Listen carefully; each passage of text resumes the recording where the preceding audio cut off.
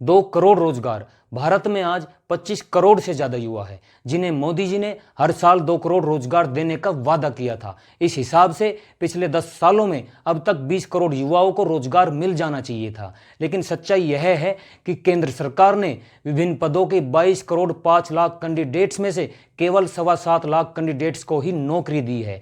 बाकी नौकरी चाहने वाले लगभग 22 करोड़ युवा बेरोजगार ही रह गए हैं, यानी 100 में से केवल 0.32 लोगों को ही रोजगार मिला है। देश में 2011-12 से लेकर 2017-18 के बीच सरकार 90 लाख नौकरियां खत्म कर चुकी है। केंद्रीय मंत्री श्री राम इंदरजीत सिंह ने लोकसभा में बताया कि देश में 2018-19 से लेकर 2023-24 तक 1,06,500 से ज्यादा कंपनियां बंद हो चुकी है। इन कंपनियों के बंद हो जाने से कितने लोग बेरोजगार हो गए होंगे। युवा बेरोजगारी के मामले में भारत अपने पड़ोसी मुल्कों से भी आगे निकल गया है। विश्व बैंक के 2022 के आंकड़ों के अनुसार भारत में युवा बेरोजगारी दर 23.22% रही है, तो वहीं पाकिस्तान में 11.3% और बांग्लादेश में 12.9%, चीन में 13.03% और भूटान में 14.4% रही है।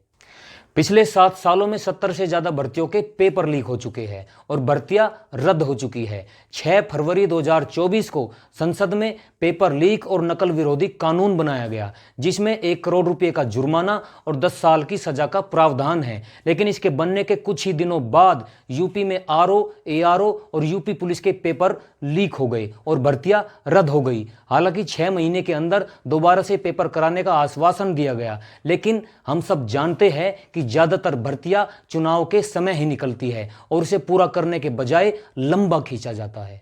बेरोजगार युवाओं को रोजगार के नाम पर लूटा जाता है। इसे 2 उदाहरणों से समझिए। पहला, यूपी पुलिस भर्ती, जिसमें 50 लाख से ज्यादा कैंडिडेट्स ने फॉर्म भरे, जिससे सरकार ने 200 करोड़ रुपए वसूले। और दूसरा, रेलवे और एनटीपीसी में ग्रुप डी की भर्ती, जिसमें 2 करोड़ 40 लाख से ज्यादा फॉर्म भरे गए। केवल फॉर्म की कीमत से सरकार ने बेरोजगार युवाओं से 750 करोड़ रुपए से ज्यादा वसूल लिए।